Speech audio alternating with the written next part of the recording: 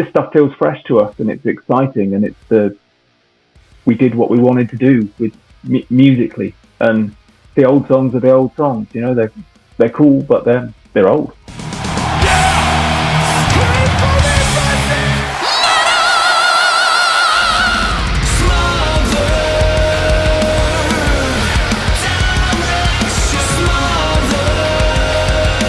Carl, I guess I should say welcome back in a way.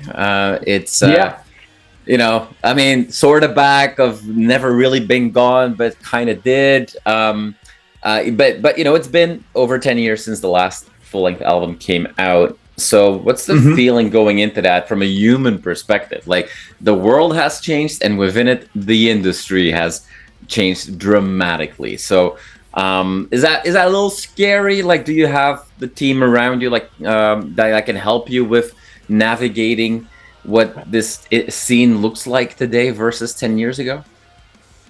Yeah. I mean, this is an interesting one for us because, you know, in many respects, it's been like over 20 years since we did a record or an album on a label. And when we were signed to Cockpro, that was a really small indie label that grew up around us and our sort of underground success. And so being on Candlelight, which is part of Spine Farm, which is part of the Universal Music Group, you know, it's a completely different situation. So we're excited about this record because we worked our asses off on it for you know, years. Yeah. And it came out sounding great. Every piece of advice that our A&R guy, Darren Toms, gave to us was just the right decision, you know, to work with Colin Marks on the artwork, to work with Lewis Johns on the production. And so, yeah, it feels like everything's aligned in a really, really cool way. And so, you know, for us, this record's been written for, we probably finished it and put a bow on it about 9 or 10 months ago, and then we recorded it 8 months ago, but it still feels fresh. You know, it feels exciting because we've waited a long time to put out a new record, and you know, there was a lot of moments over the last decade where we just thought Earthtone was done, and that we might not get to do any more music, or you know, albums are great, maybe they're a sort of somewhat from the past, but the opportunity for an artist to be able to say this work represents where we are now, it covers the full spectrum of what we're interested in, what we want to say. You know, it's a great format and forum to be able to express yourself as a musician.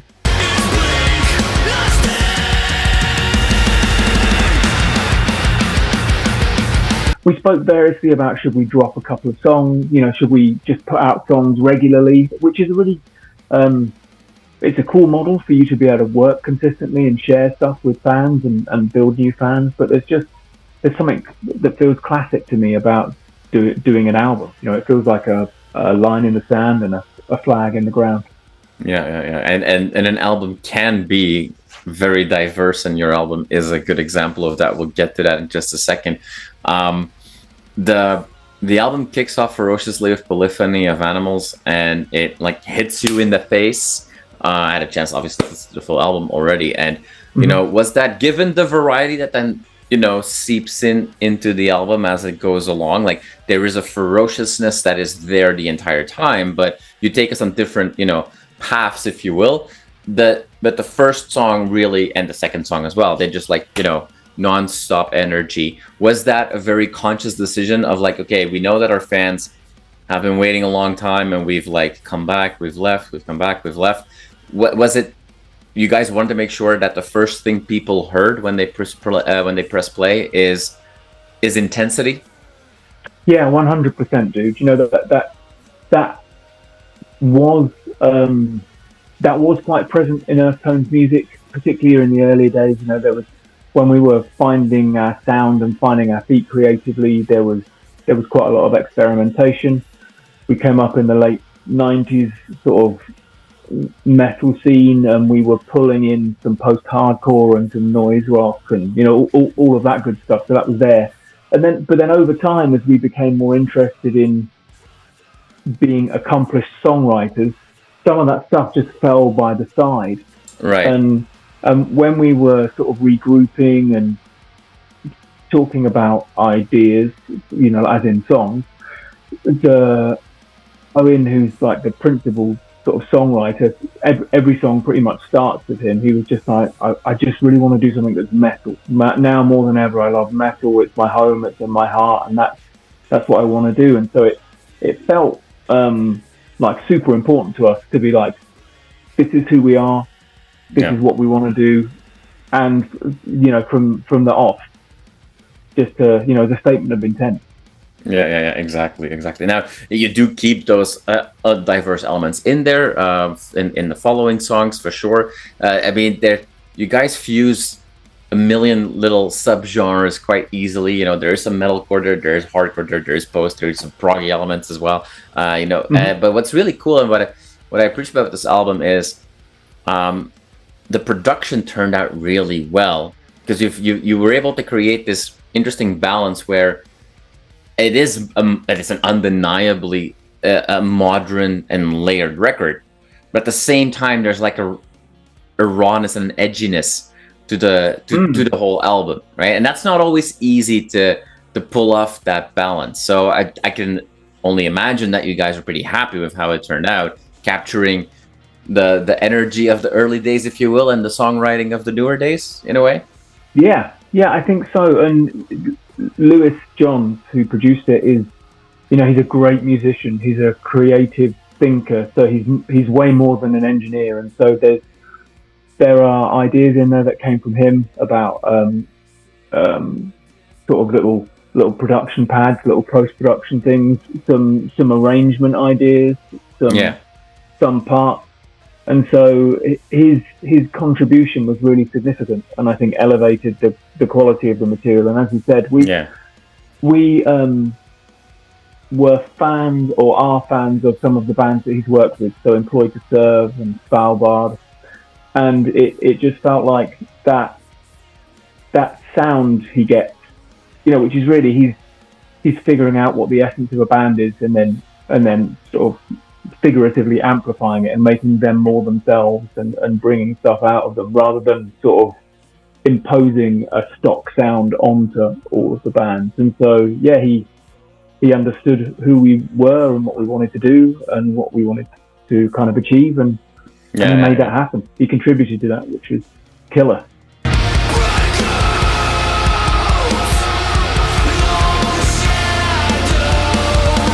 I think my favorite part of the album is probably like the 1-2 punch of Lash of the Tongues and Etiquette of Distortion.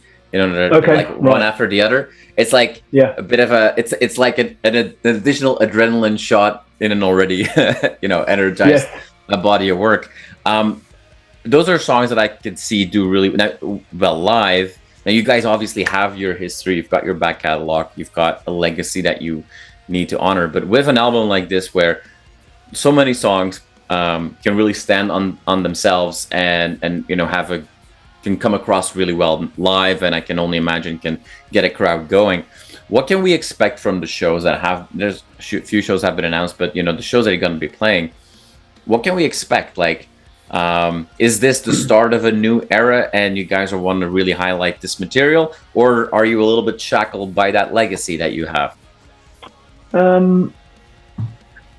mean, we have spent quite a long time sort of functioning almost as like a heritage or a legacy band, which means it's like the play your old stuff kind of thing, and that's quite cool. It's great to play songs that we're proud of for people that love them, but this does feel like a new era, and we want to focus on and emphasize the fact that we're a current band who have released new material in 2024, and that's kind of like our primary interest. It's like what is now and what is in the future, rather than what is in the rearview mirror. So it's not like we'll never play old songs, but we want to strike a balance, because this stuff feels fresh to us and it's exciting, and it's we did what we wanted to do with musically. And the old songs are the old songs. You know, they're cool, but they're old.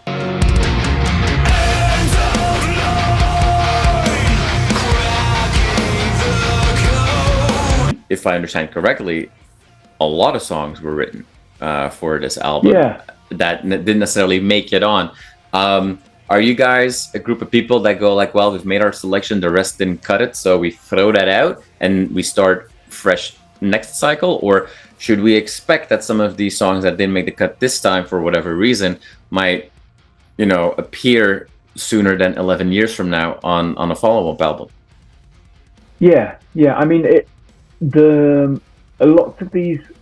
So I think there were about 30 or 40 songs that we had written, and sometimes it's just like you come up with a good part, it doesn't flow, and then you park it. But I would say that in the lead up to this album, we had 20 really great songs, and really the selection process was about what hung together and felt like a consistent sort of body of work.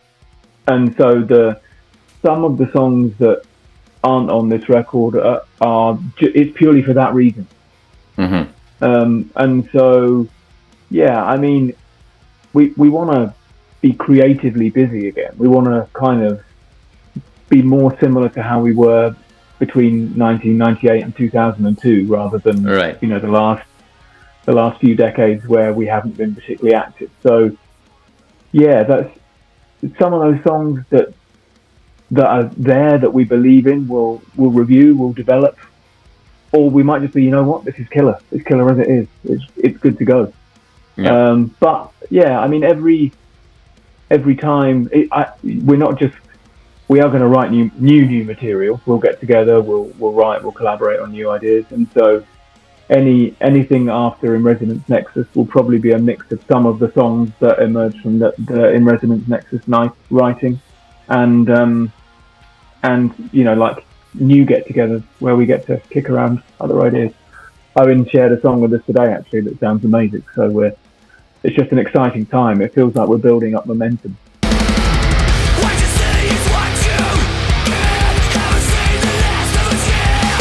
The buzz that is being built and the momentum and the response that you're starting to get, how does that impact, you know, the state of mind of the band right now? Because the band has been through, you know, stormy waters, let's say, over the last 2 decades.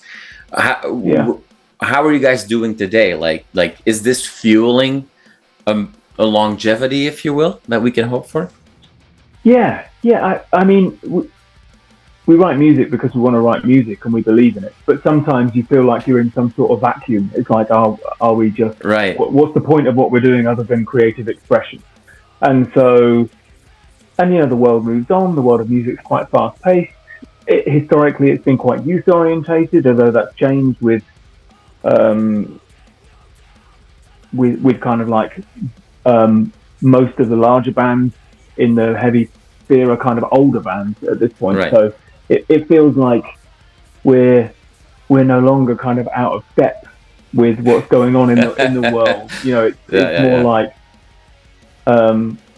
we're more in line, and so that feels really cool. And you know, just to get feedback from people that we respect, that we've worked with for many years, or that are new allies, just that, you know, this is the strongest record of your career. We love this material. It feels like a really potent mix of all of the stuff that was great about you guys on your earlier work, but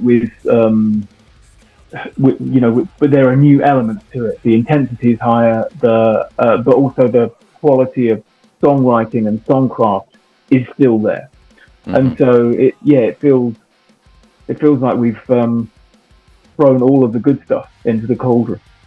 Yeah. And the potion that's being brewed is coming out really nicely. Carl, I'm super excited for everybody to listen to the full album, because I personally think that what has not been released yet holds the biggest gems. I already shared which songs that I really like. So I look forward to you guys announcing more dates, and then I keep my fingers crossed that I can see you guys on a stage and hear all these new songs being played.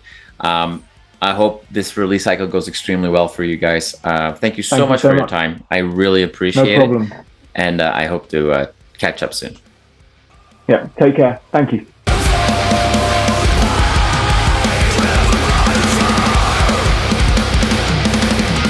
You are awesome for watching this video. Click right here to see more content like it and subscribe to the channel.